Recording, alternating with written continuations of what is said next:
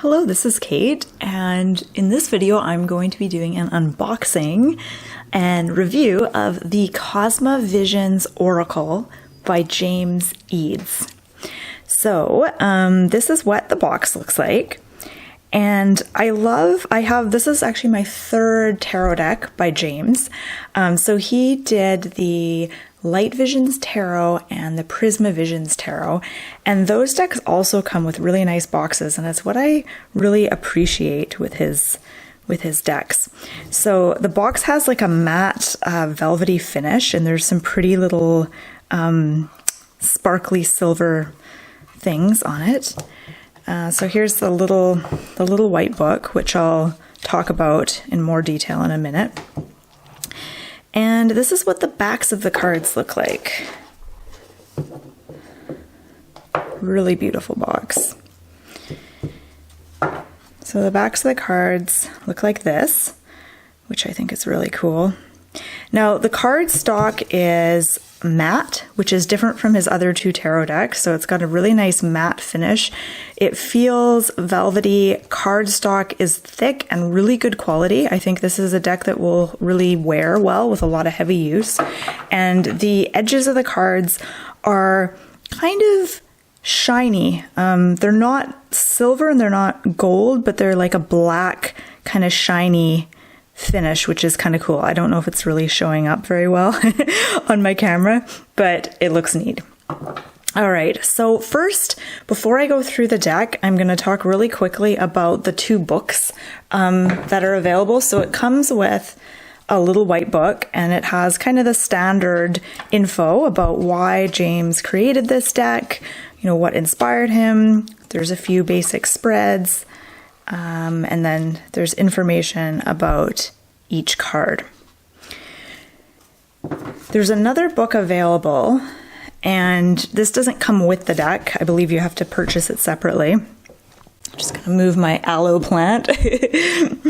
And it's very beautiful. So I'm just going to lift my camera up here. So one side is for the Cosma Visions Oracle, and then if you flip it over, the other side is for the Cosma Visions Tarot. So it's like two books in one. So I'll open it up and show you what it looks like. So what I love about the book, now the book is beautiful. It's like one of those like classic kind of old school cloth covered hardcovers, and if you look at each page, it's each card is depicted in like a full color. And what I like is that you can really kind of lose yourself in this artwork when you see it big like this rather than on like a little tarot card. So I love that because you can see, you know, all the details and all that. It's just gorgeous. Like, it's a really nice book. So if you're wondering whether or not you should purchase the hardcover companion book, the main difference I found with the hardcover book and the little white book was that the reversed meanings are in the big book, but they're not in the little book. And then in the beginning, there's a little more information and detail about the concept of the deck and how it relates to the major arcana cards. Okay, so let's have a look at the actual cards. So I'm just going to slowly go through this deck just so you kind of get a feel for these cards.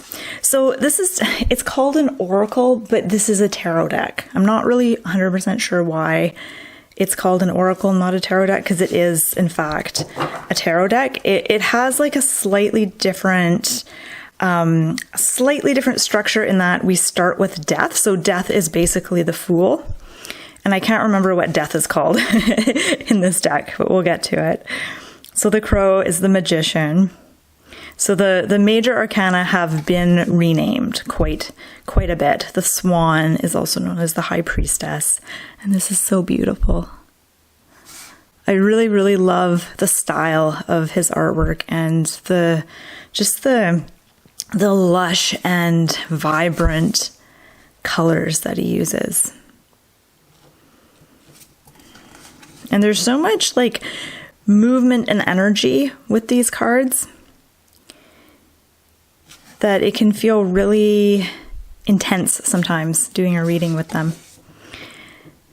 And I'm going to do a sample reading at the end of this video so you can kind of see how these cards read. So the concept of this deck is kind of unique.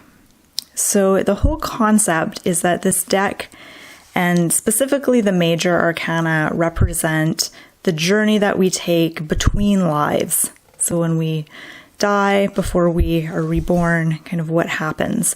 And that's a subject that I've had a lot of interest in kind of my whole life, and I've read extensively on that on that topic. So it's a concept that I'm really familiar with. And I think it's really neat that that is sort of the inspiration behind this deck.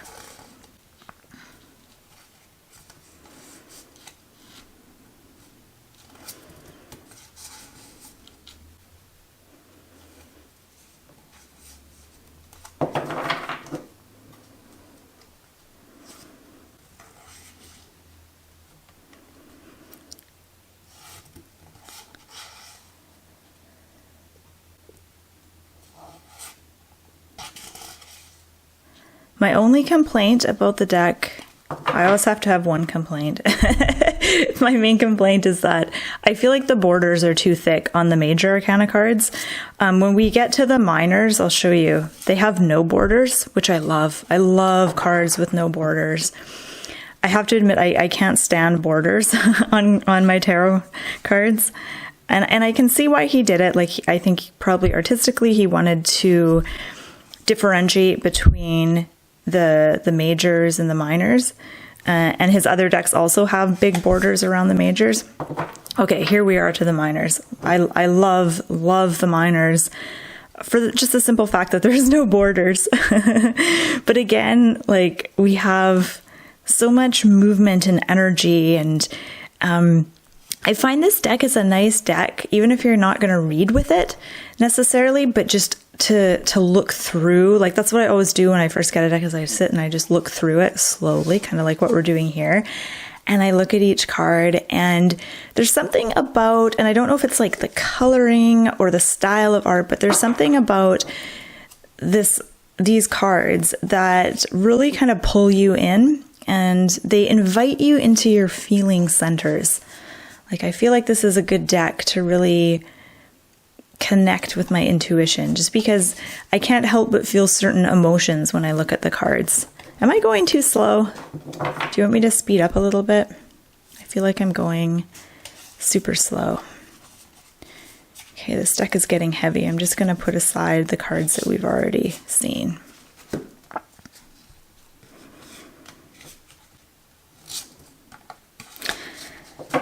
Ooh, okay, so here we are. This is the Suit of Cups, aka Suit of Lotuses. This is my favorite suit. I love it. I love the purples and the blues and the pinks.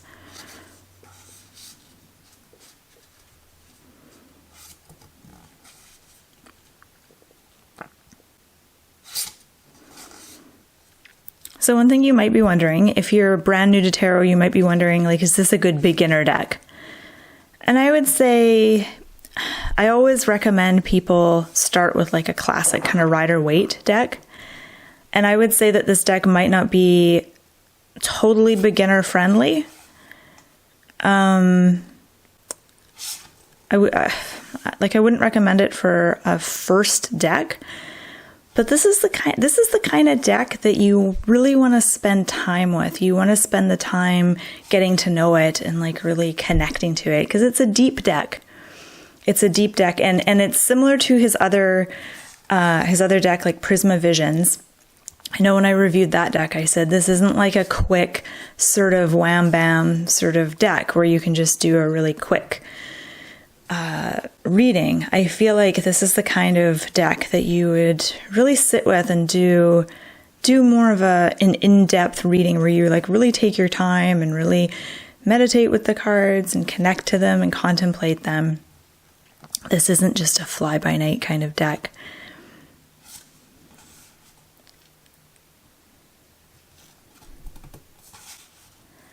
This is the kind of deck, like, I always have some decks that I reserve just for me.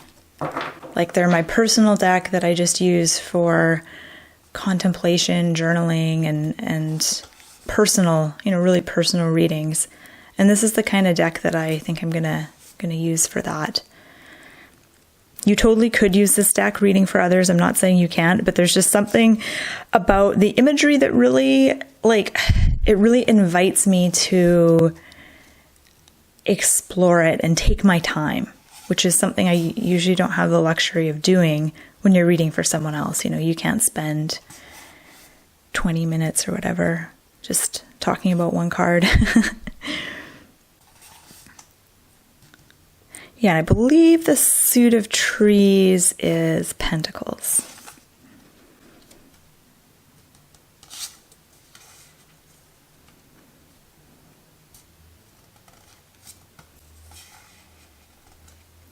Now, what I love about his decks is that the minors, if you line them up, they form a continuous scene.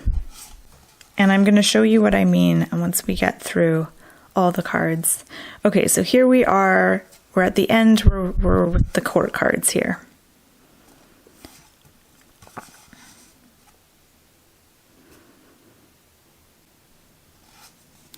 And I'm not sure what traditionally these court cards would be, because I'm still learning this deck, so I don't know.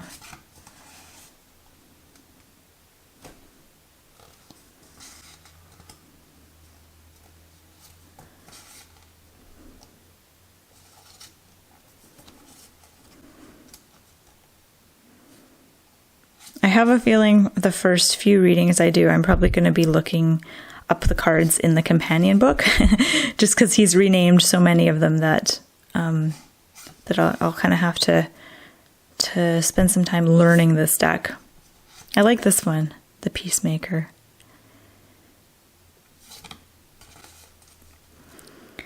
I think one thing that I really love about this deck is just how high quality the cards feel. And that's something I've noticed about James's other decks, is that he doesn't skimp when it comes to quality. The box feels really nice, the cardstock feels nice. Everything about it just feels really high quality. All right, so now I'm going to line the cards up and show you what I was talking about when I said the minors form a continuous scene. All right, so here we have all the minor arcana cards laid out on my coffee table, and I'm going to zoom in here and we can take a closer look. So here, as you can see, here's the suit of wands or embers, and there's like a scene unfolding. All the cards connect, which is really neat. It's a really unique thing. And what's really cool about it is you can see how, you can see how each card connects visually, but you can kind of make up like a little story about it and connect the cards. You can see how one card leads to the next. And then here's the suit of swords or birds.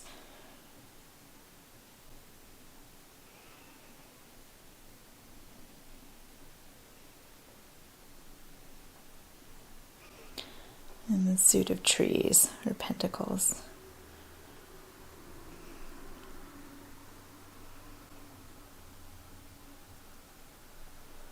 And then even the court cards connect, so I laid them out on my couch.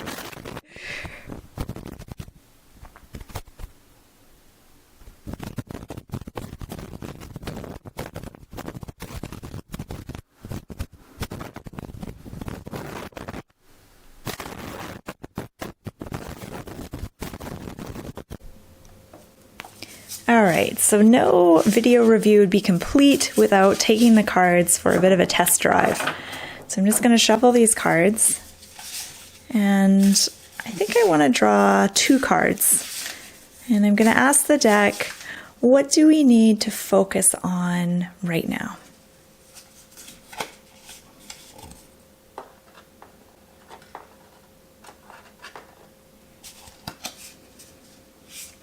Now, I want to preface this reading by saying, this is the first time I've ever read with this deck. I've contemplated these cards a lot and gazed at them, but this is the first time I've read with them. And so, because I haven't really learned this deck yet, I'm kind of making things up a little bit. All right, so the first card is Nine of Birds. So this would correspond with the Nine of Swords in like a Rider-Waite deck. So I haven't learned all the correspondences yet. I figured out the minors, but some of the majors I'm not quite sure. So we have Nine of Swords or Nine of Birds.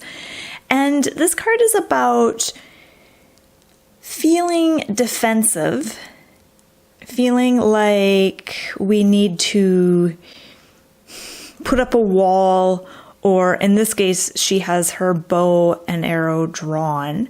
So it's kind of feeling like you're going to be attacked, or, feeling like you're going to be criticized, or that you're really going to have to defend yourself in some way. But my attention is really drawn to a couple of things.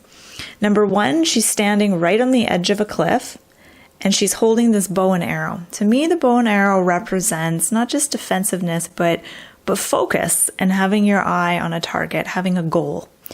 And the fact that she's standing on the edge of the cliff, I think, shows that in her case, she's sort of perhaps taking a risk, or she's on the edge. I think she's on the edge. She's on the edge. And the one thing that would help her get unedgier or get away from the edge is to focus on something rather than getting overwhelmed and thinking, oh, I've got all this stress and stuff coming at me from all these different angles. Find something to focus on, to focus her energy on. Could be the breath. I know that the suit of swords, and in this case, the suit of birds, is connected to the element of air. And I know that when we connect to the element of air through breath, that allows us to kind of get out of the head a little bit, so our brains aren't torturing us as much, and get into the body. But let's look and see what the next card says. Okay, here we have Two of Lotuses. So Two of Cups. It's a very romantic card, and totally different energy to the Nine of Birds. I mean, there's still some interesting swirly stuff going on with this card, but very, very different energy. I feel like the woman in the Nine of Birds feels alone, like she has to fend for herself, and she has almost an untrusting relationship with life. Like she doesn't trust that things are going to work out or that she'll be protected.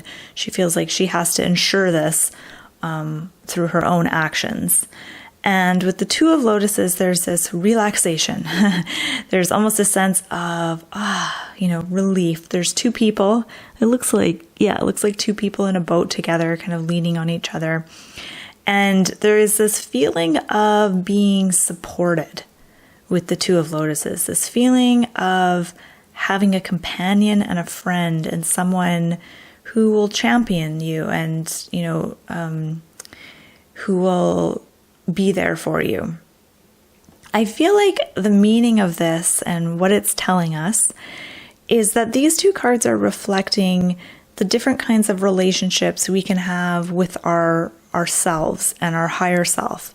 We can have a relationship with our higher self, like the woman in the Nine of Birds, where she is almost cut off from the dialogue or the connection to her intuitive or higher self, and more focused on, the challenges in day-to-day life. And with the Two of Lotuses, we have, it kind of depicts having more of a supportive, trying to think of a better word, more of a connected relationship with your higher self, or you can think of your higher self as like your soul.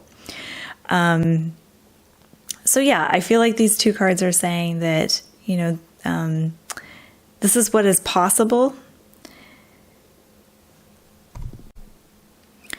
What I really like about the Two of Lotuses is there's both sun and moon, which is interesting.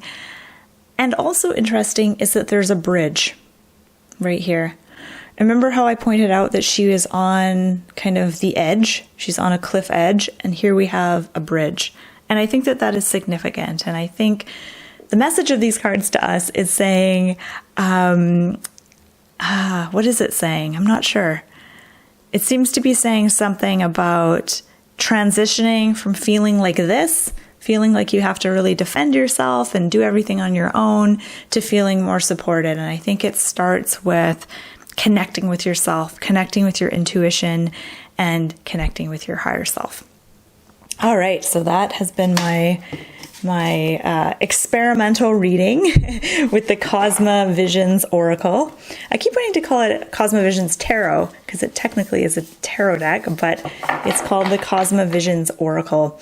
So I will put the information on how you can find out more about this deck, how you can purchase this deck, in the description box right below this video. So if you're interested in ordering this deck or learning more about it, you can just click on that link. So Cosma Visions Oracle by James R. Eads. And I just want to say thank you so much for watching.